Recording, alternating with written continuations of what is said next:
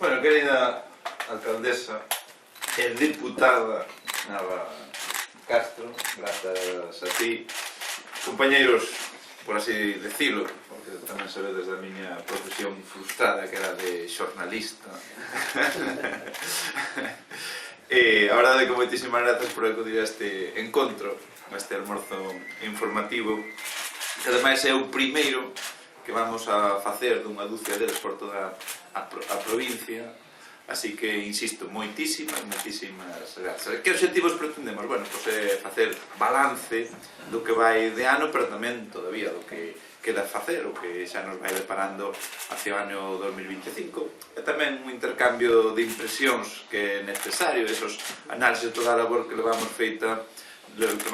na Diputación,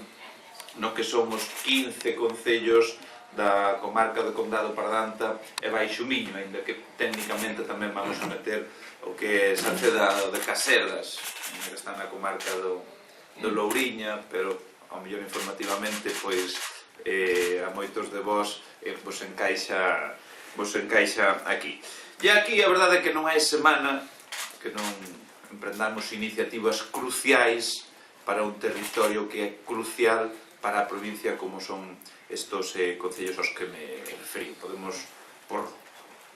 ir non moi lonxe no tempo, o vendres pasado aprobamos en Xunta de Goberno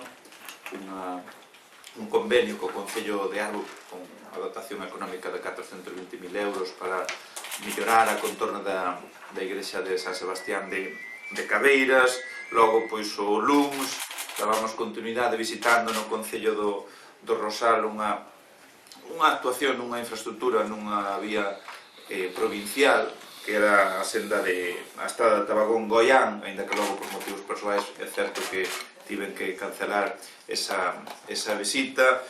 acollendo reunións de diversos colectivos que teñen que ver con esa necesidade de impulsar a Vía Mariana, da que Nava tamén é sempre unha firme defensora, onde aspiramos a vertebrar e poñer en valor o patrimonio material e inmaterial que hai de todo o traxecto pola que pasa, na que tanta incidencia ten aquí nesta comarca. Ou mantendo este encontro hoxe ou mesmo o domingo, estaremos en Tobiño, ali desenvolvendo a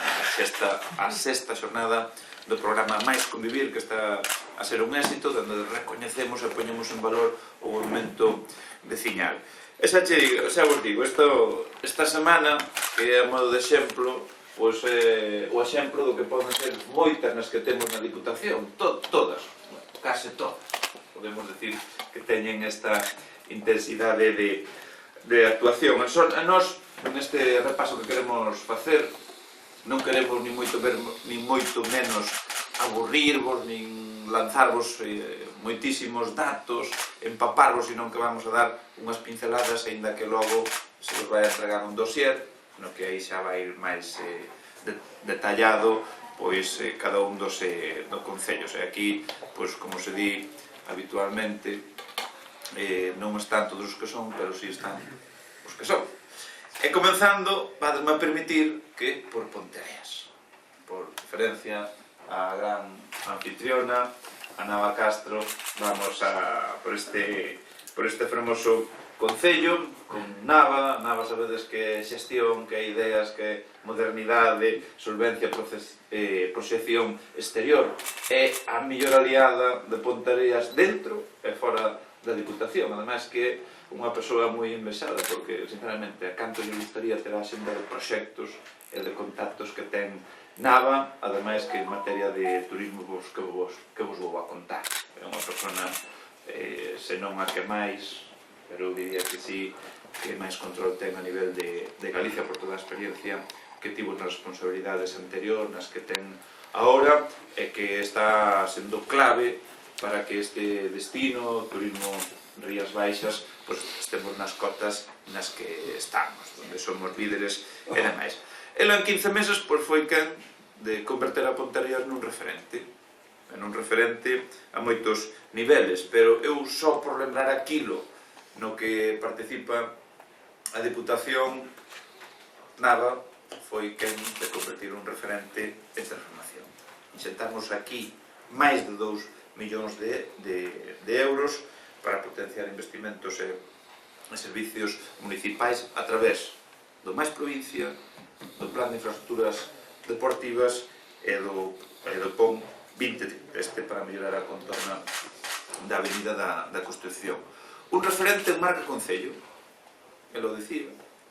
saída da Volta Ciclista a España, saída do Gran Camiño, que tuvo final en Tui. A isto hai que sumarlle a inauguración da residencia Artistea e a celebración do Corpus, que nunca antes se vira unha celebración como a que tuvo lugar neste último ano. Un referente en deporte. Sí, está a Volta, está o Gran Camiño, pero logo os 177.000 euros para o novo campo de fútbol de San Mateo, os 26.000 euros a clubes que participan en competicións estatais, ademais de todos os 21 clubes que axudamos, tamén a achega que fixemos, isto todo desde a Diputación, con 7.500 euros para celebrar 6 competicións ou eventos deportivos. Un referente en cultura, efectivamente, o festival, o Rock in Rio Tea, donde hai unha aportación importante da Diputación, pero tamén no que se refire á cultura destinamos 10.000 euros á celebración de concertos en galego ao beiro do programa Mais Música e apoiamos a 53 entidades a través do programa Culturea, que isto supón 20.000 euros. É un referente en estar a carón dos colectivos. E aquí hai unha parte moi importante porque fomos canes de recuperar e poñer no centro da nosa axenda o que son as asociacións e introducimos en favor das comunidades de usuarios de augas. E Pontareas, en números, tivo un importante peso, porque foron 60.000 euros para axudas a colectivos veciñais e máis de 110.000 euros para 12 comunidades de usuarios de augas. Eu aquí, xa por non falar de outras actuacións estratégicas que está a desenvolver en Pontareas, porque o Castelo de Sobroso, que é propiedade da Diputación, fai poucos meses presentábamos un plan director onde hai unha previsión de investir 1,5 millóns nos vindeiros 3 anos, e nese plan están recollidas unha serie de actuacións, como pode ser a creación de rutas de sendeirismo, aulas de naturaleza, a mellora da sinalización, o que é a posta en valor do patrimonio natural e inmaterial do castelo. E a estas alturas levamos máis de 2.000 visitas no que se respecta ao mesmo período do ano anterior. E isto, a semana pasada, vaise a incrementar exponencialmente, porque facíamos a presentación dun plan de acción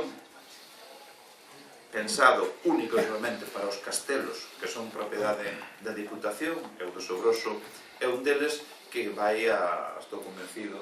vai a pegar un salto moi importante en canto a visitas e todo o que se refire ao castelo de Sobroso, vai a converterlo en lugar nun bastión do turismo Rías Baixas, un bastión desas experiencias que queremos que vivan cada un dos que nos visita, as experiencias que nos denominamos 100% Rías Baixas. E todo isto é obra da Diputación, e por extensión é obra de Navastre. E quero resaltar isto. E agora, cando xa na parte de Ponteareas a dou por pechada de momento, porque logo podemos nas preguntas e máis on the record tamén, calquera cuestión que queirades formular, podemos profundizar máis.